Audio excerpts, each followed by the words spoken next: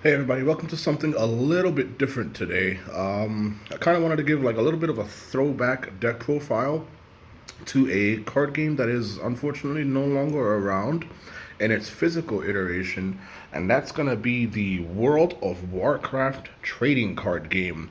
So before Hearthstone, the World of Warcraft trading card game used to be an actual physical card game.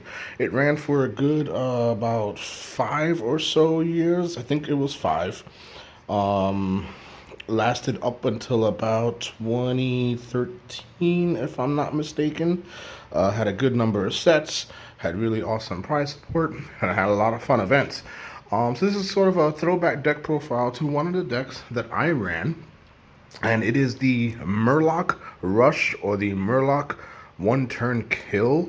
Depending on how you played the deck, this deck could kill your opponent on the fifth turn. Sometimes even earlier if you were able to hit a lot of early aggro Murlocs. The mechanics in this game are very similar to a lot of other games.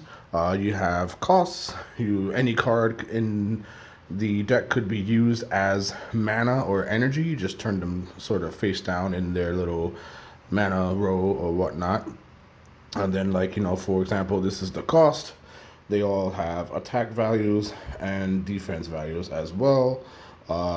This was their health. Health basically stayed. So, if you swung at this guy with a one attack character, it would take 1 damage, and you would indicate that with some type of marker or so. The game also had a champion features. Champions are built around the classes. Many of the classes that are in the World of Warcraft game. You had your mages, you had your warlocks, your priests, your paladins. Rogue, Death Knight was a class that was introduced before the physical TCG died.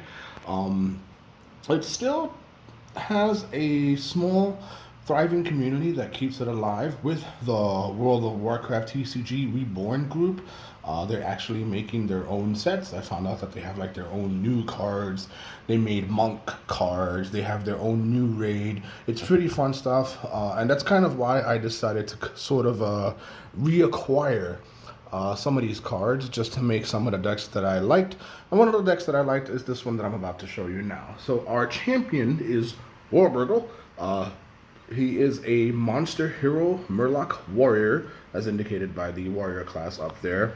Warriors also have the biggest health pool out of all the champion cards. He's got 30 health that you gotta do. So the object of the game, if my opponent had their deck, they would have to do 30 damage over the course of the game to beat my hero. And the heroes also had like a special effect, sort of like ultimate effect.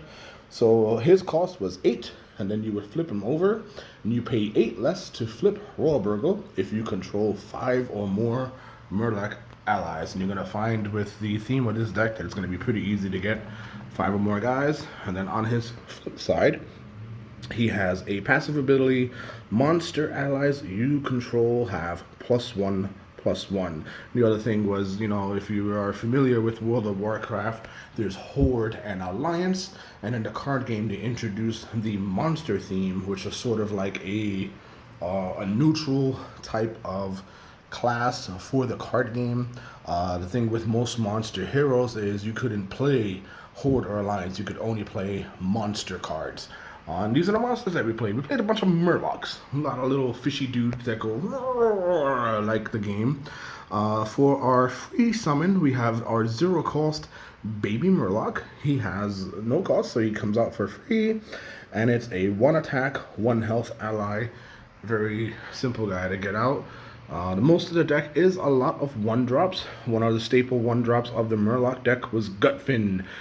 This and other Murloc allies you control have +1 health. So it normally is a 1/1, but its effect would apply when it was summoned, so it's automatically a 1/2 creature. Murloc Coast Runner has the keyword unlimited, so we could play as many of this card as we wanted in our deck. So we're gonna go with 24 copies of Murloc Coast Runner. Murloc Coast Runner was a 1-drop with 2 attack and 1 health. and some really funny flavor text. If you can catch that down there, it's the classic Murloc lines, all that gibberish that they speak in the game. That was one thing I loved about the Warcraft card game. The flavor text was always really interesting. Continuing on with the drops, we have Rage Spike, and Slippy Fist. Rage Spike was a 1 cost with no attack and 1 health. However, on the board, this and other Murloc allies you control have Assault 1, so they get +1 attack when they attack, essentially. So when he attacked, he would attack for 1. If you attacked with the Murloc Coast Runner, normally has 2. When it attacks, the +1 would trigger. It would attack your opponent for 3. Slippy Fist was a way to protect the Murlocs. This and other Murloc allies you control have Elusive Row Ready. Elusive was a very interesting keyword in the Warcraft card game. So essentially, if they were in their little ready mode or untapped or active mode, you could not target them for attacks. Slippy Fist is a 1-drop with 1 attack and 1 health. And you can start to see as Murloc Coast Runners backed up by Gut Fins and then Rage Spikes, you start amassing a bit of a weenie rush here. One of the ways to consistently get to some of our key cards was Swarmtooth. Swarmtooth was a 2-cost Murloc card. When this or another Murloc ally enters play under your control, you may reveal the top card of your deck. And if it's a Murloc, you put it into your hand. So the 2-cost 1/1. Sometimes the stats might be a little weak for a 2-drop, but this is a way to basically just keep adding Murlocs to your deck because you want to get to one of our kill spells, which we're going to go up to soon. But the last creature in our deck was good old Chumley. 3-drop, this and other Murloc allies you control have +1/+1. So when it's played, it's automatically a 3/3.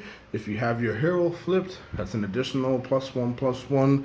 So Chumley was a 4/4, and then if you had a Gutfin on board, it's a 4/5, and then if you had Rage Spikes on board, it's a 5/5 for 3, which is really impressive and amazing, and it was just a great attacker. But the main key of the deck are the little abilities that we have. So first ability that we ran up with was Monstrous Upheaval. Your hero deals 2 melee damage, to target hero or ally for each monster, hero, and ally you control. So if you just had the hero on the board, Warburgle, it's automatically 2 damage, but if you stack all these guys up, you can sometimes throw 10, 12, 14, numbers would just go crazy. You could possibly kill your opponent with this card. Especially if you were up against something like a mage deck, for example. Mage heroes only had 25 health, so this was a really good way to clear them out. The main combo of the deck would be Unleash the Swarm plus So Unleash the Swarm was a 4-cost spell. Reveal the top 7 cards of your deck. You put all revealed Murloc allies with cost 1 or less into play, and the rest on the bottom of your deck. And with over so many 1-drops, we definitely were going to hit a lot. Sometimes you could hit all 7. Sometimes it does whiff. You only get like 3 or 4. That's the luck of the draw. But one of the ways to circumvent that was with Swarmtooth, so that way you can know how many 1-drops you still have left in your deck.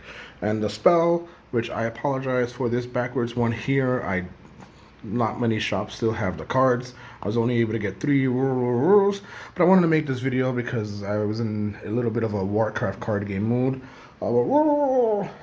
Gave all Murloc allies you control +1 attack and ferocity this turn. They can attack immediately. So ferocity was a keyword similar to haste or quickness or whatever you have. And that was pretty much the deck. The World of Warcraft card game lasted about 5 years, had some interesting formats. We had a classic format where all cards were legal, and there was like a small ban list for that, I believe. They eventually created something called Core, which was just certain sets. You only had your 60-card deck. There was no side deck in Core, and it was best-of-1 matchups. And then eventually they decided to make a contemporary Core, which was when there was a period of time where Upper Deck was publishing the game, and then Blizzard took it away from Upper Deck and gave it to Cryptozoic. So Cryptozoic made contemporary Core, whatever sets Cryptozoic came in, which I think was the World Breaker block onward. So it's basically about 2 sets worth of stuff for legality purposes. Unfortunately, the physical card game is no longer officially supported by Blizzard, but there is a little bit of an online community that still does support for the game at Gen Con and other events in the EU, and that you can find them over. They have a Facebook group. It's about TCG Reborn. I'll put that website in the description. It's pretty awesome to see people still, talk about the game and their website, which also still keeps up some of the old deck lists that we have a fond memory of. And that's it. That's our Murloc Rush deck for a card game that is long gone, but still in the hearts of many its fans, the World of Warcraft trading card game. Take care and see you next time.